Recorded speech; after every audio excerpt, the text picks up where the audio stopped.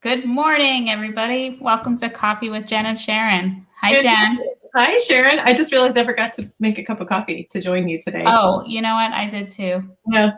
Well, One of those days. This. I do see you have your Valentine color on, though. I do, and I think you do too. Do you have a Well, Valentine? kind of. We sort of clash, but we're in tones of our red and pink, aren't we? Yeah, I think Valentine's Day is the one time it's okay to combine pink and red. Absolutely. And I used to dress from head to toe in pink, red, and white. And even now, if one of my daughters dresses in pink and red, I'll say, "You look like a Valentine." Oh, and I think they just love that. They're getting a little past me loving me saying that. Loving you commenting on anything that they're wearing, I'm sure, that's a minefield. I'm just going to warn you right there. Yes. You're entering. Since your kids are older, you can just advise me on everything. Yep. And now they comment on what I'm wearing, and I find it very gratifying when they like something I'm wearing. I take it. That means to me if they like it. So. Well, my teenage daughter is now taller than me. And when did this happen? I think it happened during the pandemic, and she's like an inch and a half taller than me now. And oh my gosh, her feet are bigger. She cannot steal my shoes anymore, but she can still steal my clothes because, believe it or not, my clothes are not too small for her. Yeah.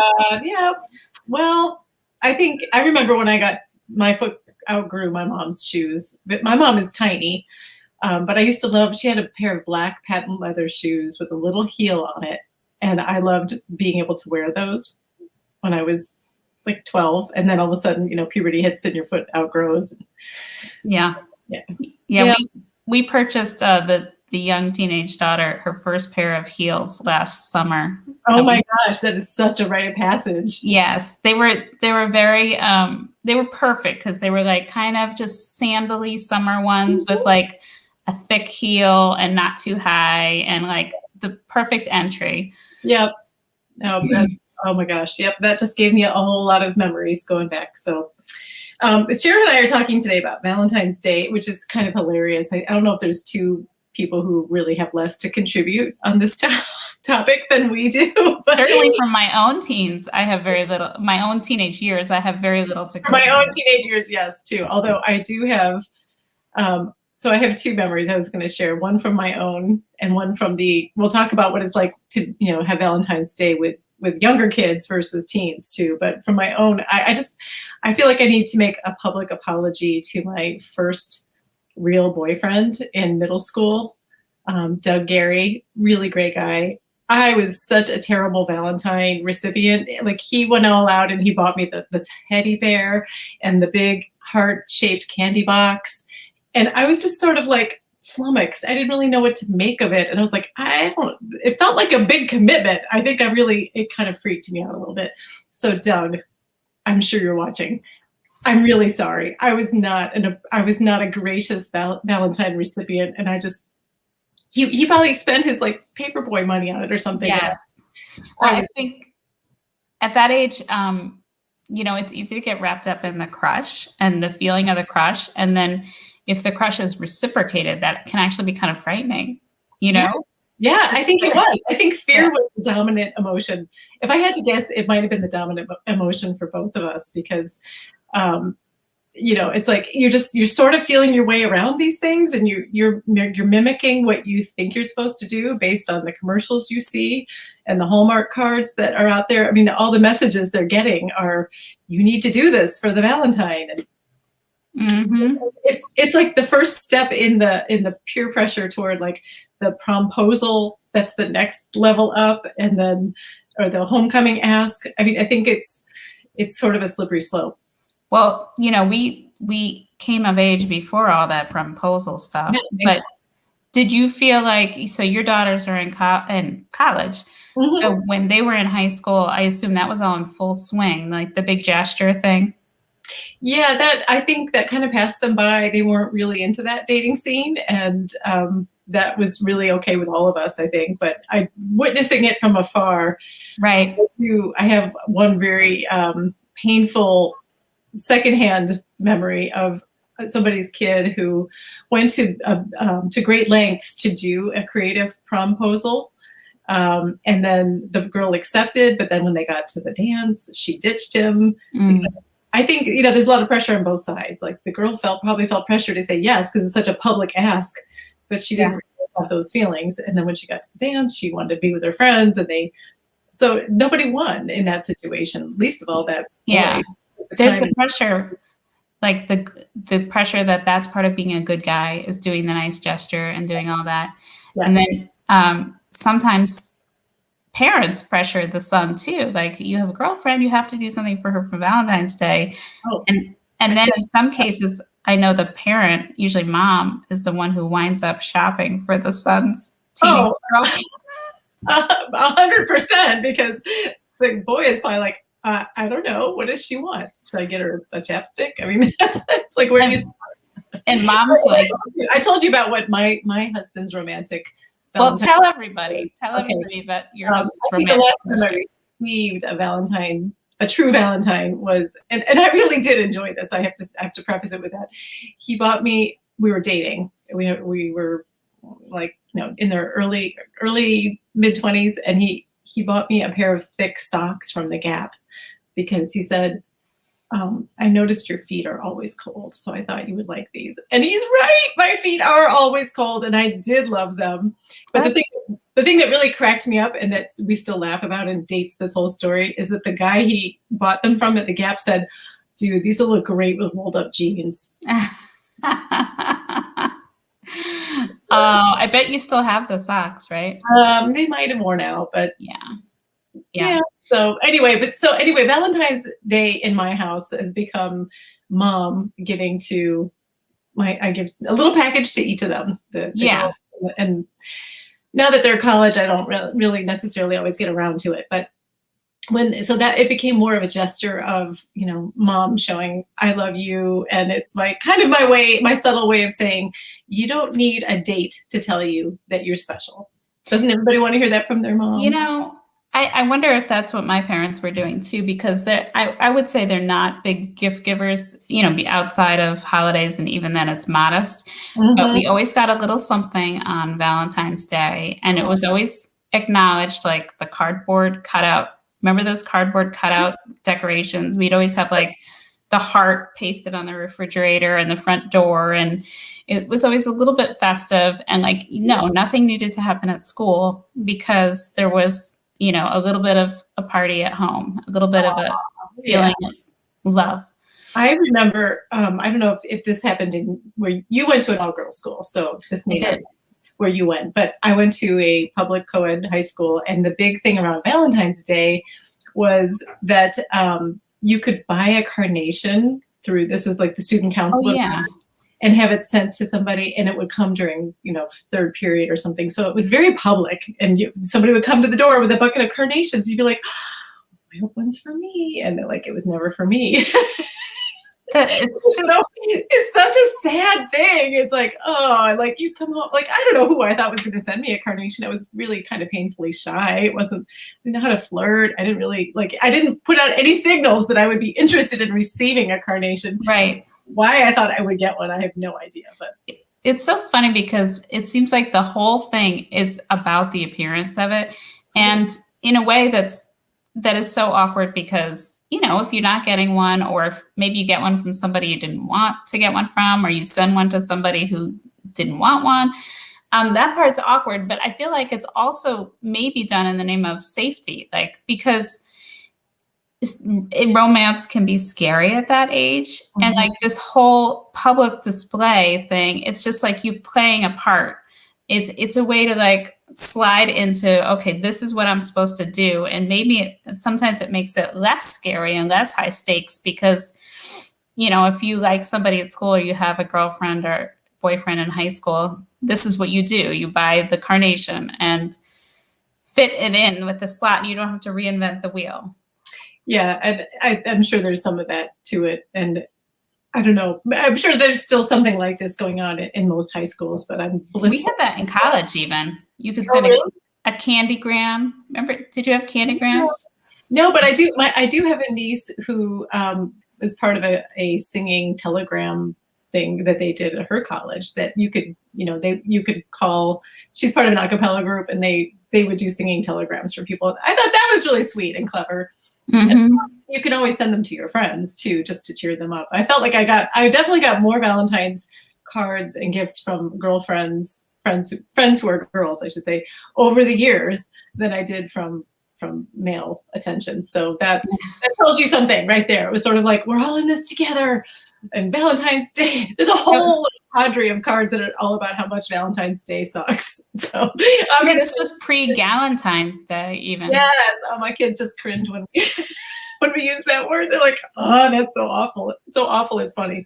Yeah, it can just be Valentine's Day and you can just celebrate your friends. Yeah, exactly. So yeah, so any great memories from like your kids growing up time for the Valentine's Day? Do you remember helping them make the Valentines for their class? Well, yeah, I was when Jen and I got on, I didn't realize she was there at first because I was looking down at my phone and I was laughing because I decided to look at Google Photos for Valentine's Day and I found some totally unrelated pictures, which is what I was laughing at, which involved potty training, basically. I can't believe you had pictures of this. No, it wasn't. It was just the training underwear was showing. And it just reminded me, you block that stuff out after a while because why would you fixate on those little details? But when I looked at the Google Photos, I found some fun things. I'm a little jealous of my former self because two times on Valentine's Day in the last 15 years, I was in a sunny place. One time we were in Florida. Maybe it's your secret Valentine calling. I don't know how to stop it. You talk. Okay. While Sharon's phone rings, I'll tell you about my favorite memory from when you had to make Valentines for the whole class. And my oldest and this might have been in preschool even. So we got little index cards and we bought those conversation hearts that have funny little sayings on it, like "you're sweet," "you are sweet," or whatever. They look like texting code, really, is what they were before we had texting even. And she and I were working on cutting them into heart shapes, the index cards, and then pasting the little candy hearts, conversation hearts, onto them with Elmer's glue. And then I thought that was such a great idea. This is the height of my crafting, by the way. This was like the peak and the nadir, both, of my crafting experience. So I remember we laid them on the table to dry. And then, you know how you have that sense when it's a little too quiet in your house? And you're like, what is up to? Yeah, I come in the room and there she is eating the candy hearts off of the cards with the glue. Perfectly. I was wondering, how do you eat them when they're glued on? And one could argue they're not worth eating because they don't taste good, but you are not a child. That's so funny. Yeah, so if anybody asks her growing up, are you one of those kids who ate glue when you were little? She's going to have to say. I'm sure it was non-toxic Elmer's glue. Oh, of course. And yeah, it didn't slow her down one bit. And I was like, well, maybe we'll do something different. Lori's got some to share with us. Party at home. Lori decorates the inside of the house. Oh, and they had middle school carnations too. Mm-hmm. Oh, you could purchase for yourself. Well, nobody knows, right? Nobody has to know, right? You could just say from your secret admirer, and it might be you. Add a little air of mystery to the day. Exactly. Make someone jealous. So now that my phone stopped ringing, I'm going to sneeze.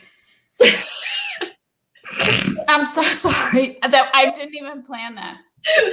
Well, it's exciting. Why would one plan that? No, but one thing I saw in these old photos was some very sweet things, like the kids opening little gifts I'd forgotten about. One of my, the year you have a 3-year-old who likes the Princess toy CD player. I mean, just so sweet, and it gets carried around for a month. Mm-hmm. But also like the Lego creation that spelled out "I love you" from a 6-year-old or whatever that was. Do you get Valentines from your kids? Was that from Adam? It was from my son. So sweet. Oh, what a nice kid. I don't think I've ever gotten a Valentine from my kids, but it wasn't expected. I mean, it was always understood that it was a one-way thing. Like, I'm the Valentine giver. My day is Mother's Day. What other day would you get, right? That's true. And I'm totally fine with that. I like maternal love, Valentine's Day goes one way. Exactly. Right.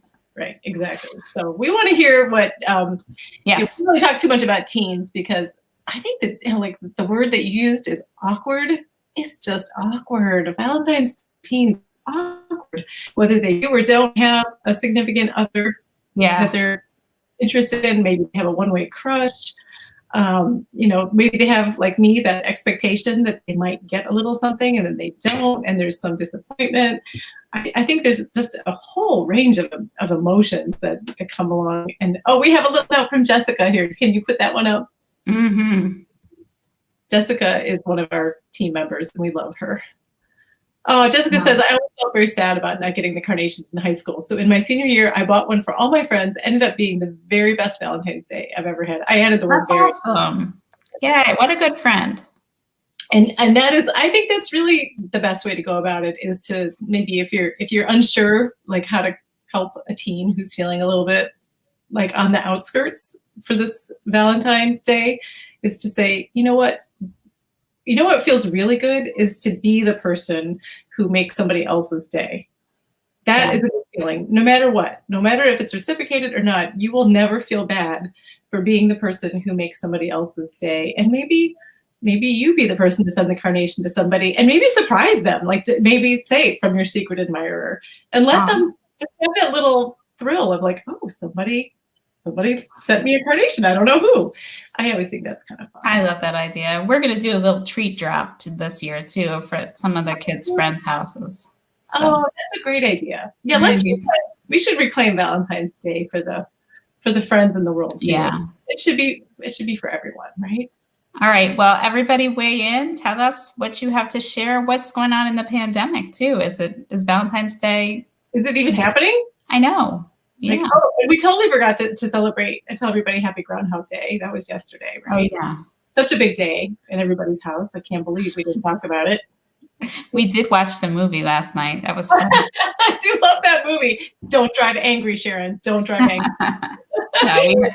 It was fun. Any reason to have a little celebration these days? Oh my gosh, totally. Yeah, somebody, one of my colleagues at work, another place where I go to work, she made these cupcakes that looked like groundhogs. I loved this. She used an Almond Joy cut in half. She stuck it on the cupcake. So it's a chocolate cupcake, the Almond Joy, and then she put little googly eyes. I don't know how she did it. She's a wonder. They really did look like little groundhogs. Oh, that's so cute. I hope you took a photo. I'm going to see it. I forgot to. I feel like a bad friend. I'm going to see. I'll find out. Share that with all of us, Jen, if you had just taken a photo. I'll find out if she has. She probably took a photo, and I'll post it on there. You go. Please do. And I plan for 364 days from now. Exactly. Well, she's one of those people who's probably going to have something really clever for Valentine's Day too. So would be a better service if I find out what she's planning to do for Valentine's Day, and then I'll share that. Yes. All right. I'll get back. All right. Whatever you're doing today, it's a good one, and we'll see you back here next week, everybody. All right. Bye, all.